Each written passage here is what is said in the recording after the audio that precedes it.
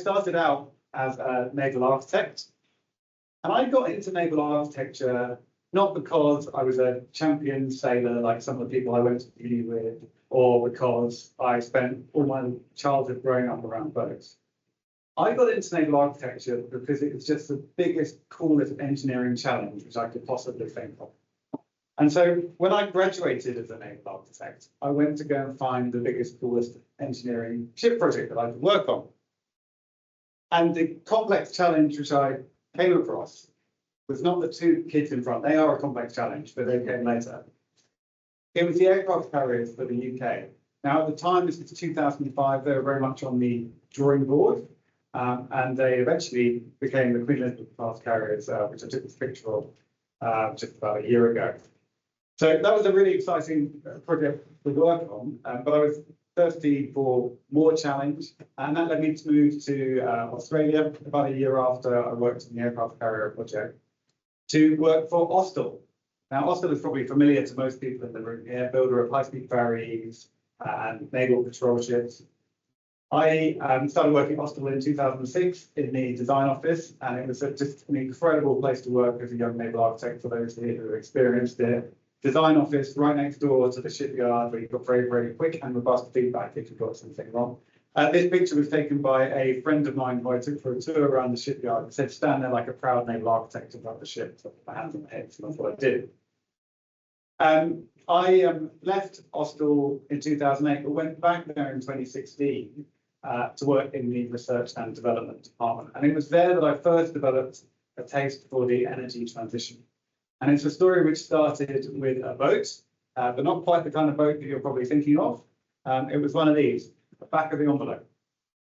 So in R&D at Austal, we prided ourselves on this concept of doing quick calculations, back of the envelope calculations on things that people would bring to us. We're very lucky in R&D. People come to us with all sorts of different ideas about ways in which we could incorporate new technology or have new concepts for our vessels, which would be the most successful for Austal. And one of the things which came across my desk was a hydrogen-powered ferry concept. Now, this looked quite interesting, but we needed a way to assess whether or not this was going to be of interest to our customers. So we decided, once it had passed the initial back of the envelope test, to do a one-week design sprint. And we teamed up with a fuel provider of hydrogen to do this exercise, to come up with the design of a vessel, which we could then put in front of some potential customers to get their feedback. Now, this isn't the vessel that we designed, but it was one which was quite similar to this that we're working on the concept for. This is an entirely hydrogen-powered ferry, which operated in San Francisco last year for a 6-month trial called the Sea Change. And we were looking at a similar concept, and us and the fuel provider, we got to work figuring out what this thing would look like so we could take it on customers at the end of the week. Very exciting process to be involved in. Now, working with that fuel provider, I expected the value from working with them to come from the fact that they would tell us answers to all kinds of naval architecture and marine engineering questions. We would ask them how big the tank should be, what the tank should be made of, what the bunkering arrangement should be, and they would give us answers. And we did get that kind of feedback. But they also opened my eyes to the importance of thinking about where this fuel is coming from. Where was it going to be created? We're looking at green hydrogen, so it's going to be produced by electrolysis. It's difficult to transport hydrogen, so you've got to think about how it's going to get to where you're going to be doing the bunkering. All these questions about fuel supply, which I had never considered when I was designing aircraft carriers and high-speed ferries. If we look at the other products which Austal has worked on over the last few years, they've also been working on all-electric ferries as well. So some of my colleagues in R&D developed the Volta concept, the all-electric passenger ferry concept, which you see on the left-hand side of the picture here. And those vessels have the same sort of questions in many ways, which come up with a hydrogen-powered vessel. You're thinking now about the whole energy system in which this ship has to exist. So if you think about the energy system of electricity, you start thinking about the variation in the availability of electricity in different locations and over time. Now, here in sunny Western Australia, we have a phenomenon called the duck curve, which may be familiar to many of you. So this is what the use of electricity over the course of the day, or the demand on the electricity grid, by the way of putting it, over the course of the day looks like. So way back in 2012, the duck curve was pretty flat. So we'd wake up in the morning, we'd have breakfast, we'd put the kettle on, and we'd demand for electricity.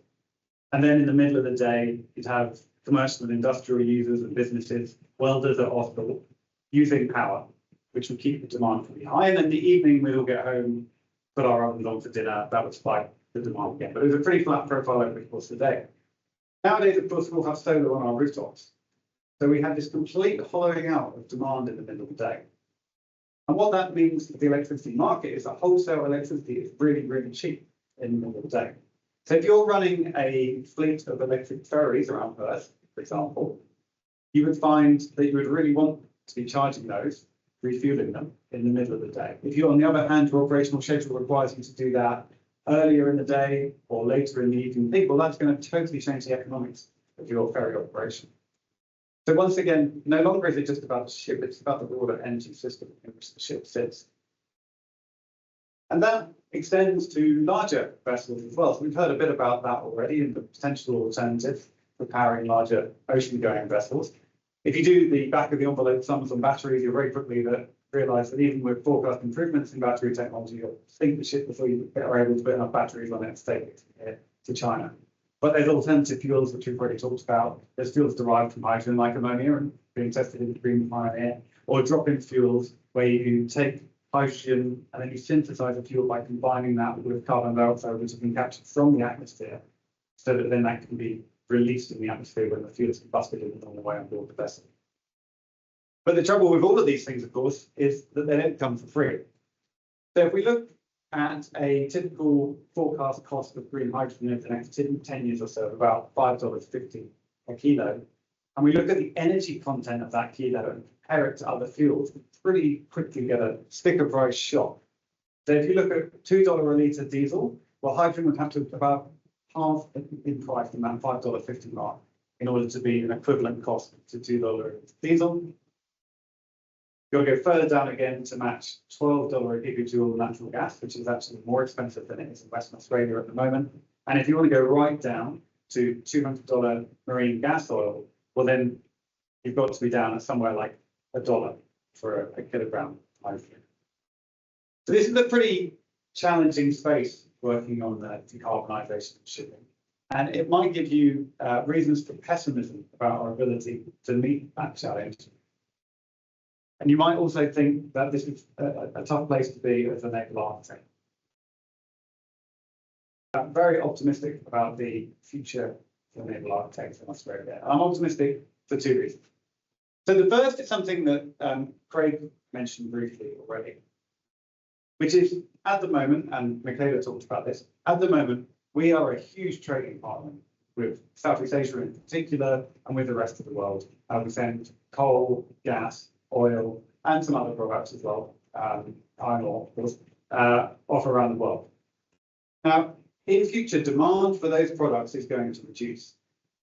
But demand for products which are generated from renewable electricity is going to increase. It's very difficult to move electricity itself around the world. It's pretty difficult to move something like hydrogen derived from electricity around the world. But products which are made here from hydrogen, so things like green iron, if you've heard of that concept, I'm sure plenty of people have heard Fortescue talking about it.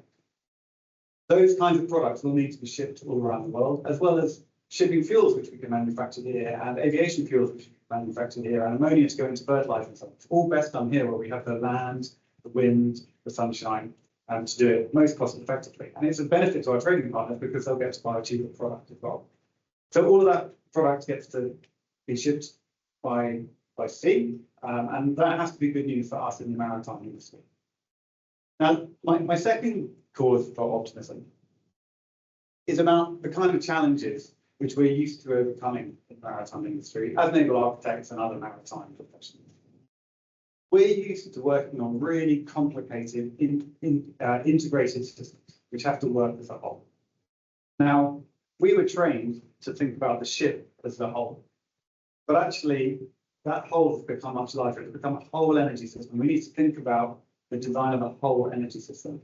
But as system level thinkers, we're ideally trained to take on that challenge. And so I think that there are two great opportunities here. There's the opportunity for Australia once again to be the lucky country in the 21st century because of our ability to export products based on renewable energy. And there's the opportunity for all of us in this group of maritime professionals, or former maritime professionals in my case, to use our skills to ensure that we are also the lucky profession in the energy transition. Thanks very much.